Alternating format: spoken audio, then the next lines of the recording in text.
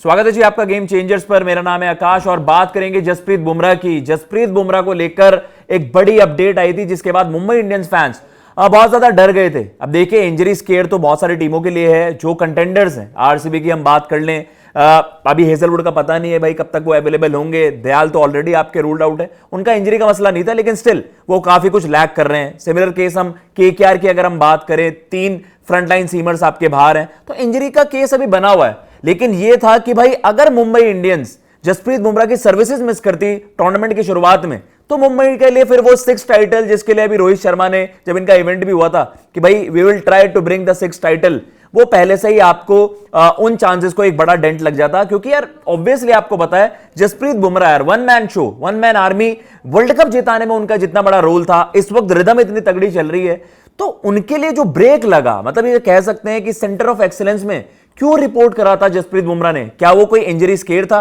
क्या दोबारा से वो लोअर बैक इश्यूज, दोबारा से वो दिक्कतें उनको करने लग गए? क्या कुछ हील इश्यूज थे?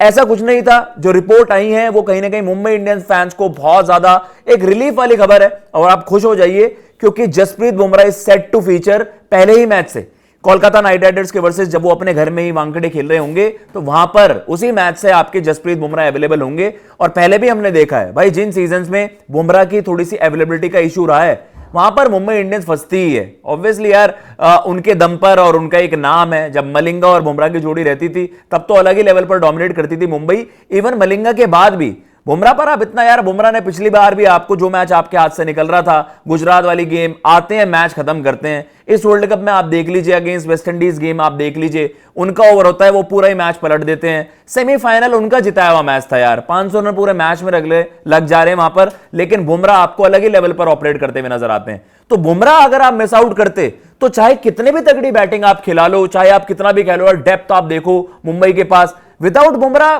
मुंबई में वो दम नहीं नजर आएगा जो विद बुमराह होता है ना।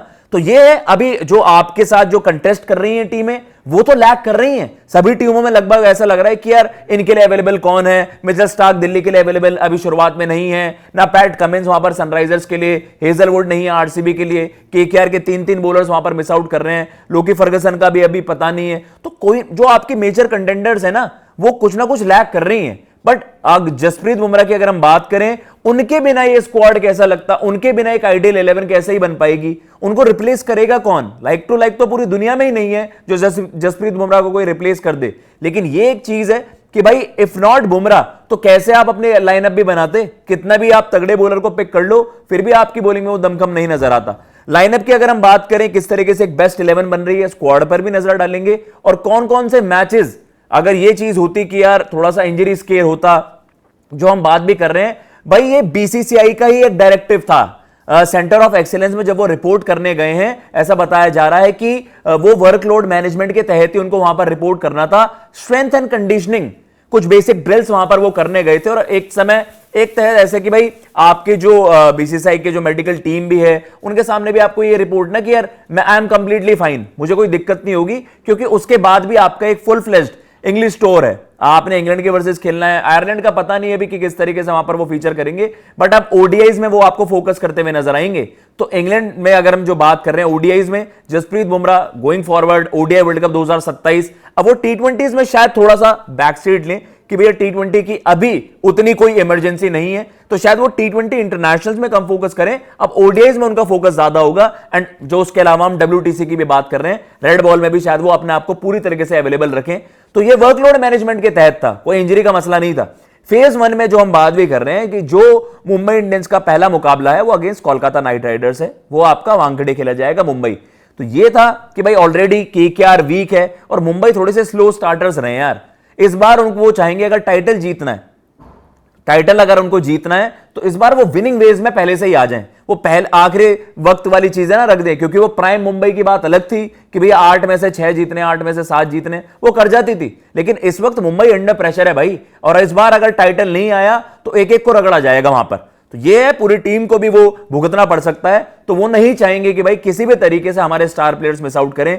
दिल्ली वर्सेस मुंबई आपका दिल्ली मुकाबला है, तो वहां पर भी आप दिल्ली ऑल्दो एक अच्छा खासा बॉलिंग यूनिट वहां पर आपको नजर आ रहा है, लेकिन मुंबई के पास जो एक ओवरऑल डेप्थ है वो आपको लगता है कि मुंबई को बाजी मारनी चाहिए। राजस्थान भी कंपैरेटिवली इनके लिए अगर कायदे से देखा जाए ना, शुरुआत के 4 मैचेस में आरसीबी एक टफ गेम होता लेकिन वहां पर भी क्या है, no Hazlewood and no Dayal. शुरुआती मैचेस की जो हम चर्चा भी कर रहे हैं, तो भाई पहला जो फेज है, मतलब जो कायदे से बात करी जाए, वैसे तो मुंबई किन्हीं के सामने भी शुरुआत में हार जाती है, बट इस बार उनको फैंसी करना चाहिए कि 4 में से 3 मैचेस अगर हमने सील कर दिए तो शायद फिर ये एक कंफर्मेशन वाली बात हो जाएगी कि मुंबई को रोकना फिर मुश्किल हो जाएगा, एटलीस्ट टॉप 4 से। तो बुमराह वहां पर अवेलेबल हो, और भाई देख लो ना, केकेआर से मैच है, केकेआर के लीडिंग पेसर ही नहीं है। अगर हम दिल्ली की बात करें, दिल्ली में स्टार्क नहीं है, डकेट छोड़कर भाग गए। राजस्थान की बात करें, करन इंजर्ड हो गए, वहां पर आई थिंक शनाका को बैक कर लिया गया। आरसीबी में दयाल और हेजलवुड नहीं है, तो ये एक बड़ा फैक्टर हो सकता है। विदाउट बुमराह होता ना तो आप लेवल भी रख देते, आप ये भी कह देते मुंबई फंस ना जाए। तो अगर इनके लाइनअप पर भी हम नजरें डालें कि किस तरीके से स्क्वाड इनका नजर आ रहा है और क्या कुछ कॉम्बिनेशन वहां पर बन सकता है।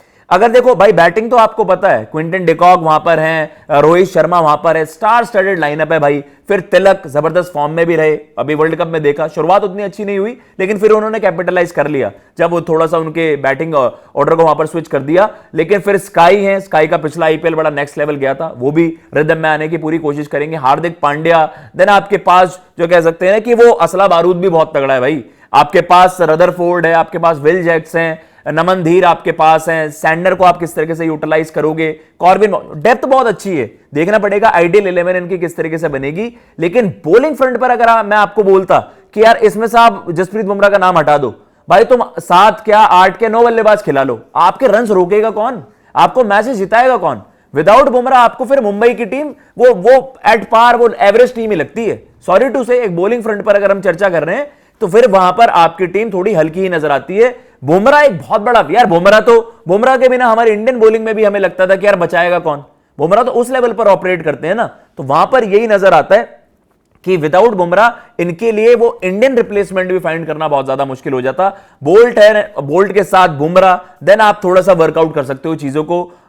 ठाकुर साहब को भी वहां पर लाए इस बार, वो शार्दुल को एलएसजी से वहां पर ट्रेड किया गया। तो ये है, विद बुमराह मुंबई इंडियंस के चांसेस बहुत तगड़े हो जाएंगे। एंड आई होप कि जसप्रीत बुमराह को, यार हम इंडियंस भी बहुत ज्यादा, ये नहीं कि यार मुंबई इंडियंस है, ठीक है आईपीएल में बैंटर्स चलते हैं और ऐसा रहता है कि नहीं यार, अब जैसे मेरी केकेआर टीम है तो मैं ये मानता ना यार, अगर बुमराह नहीं होंगे तो केकेआर के चांसेस अच्छे हो जाते हैं, वहां पर उनके पास वो बॉलिंग लैक कर रहे हैं।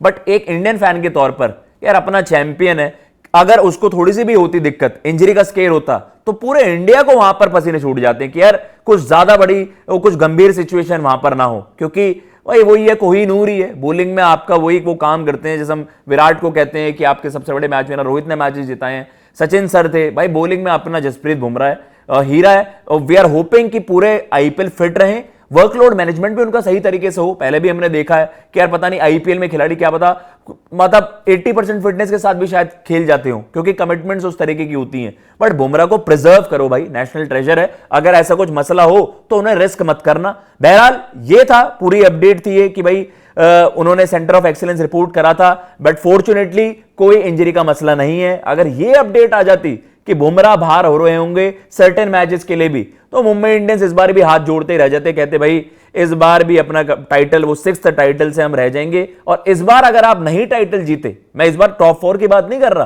भाई, 5-6 साल हो, 6 साल तो ऑलरेडी 2020 में आप टाइटल जीते हो, तो इस वाली डेकेड की अगर हम शुरुआत की बात करें तो वहां से इतना आपने 21 से कुछ जीता नहीं है। तो लेट्स सी किस तरीके से वहां पर आप फीचर करते हैं।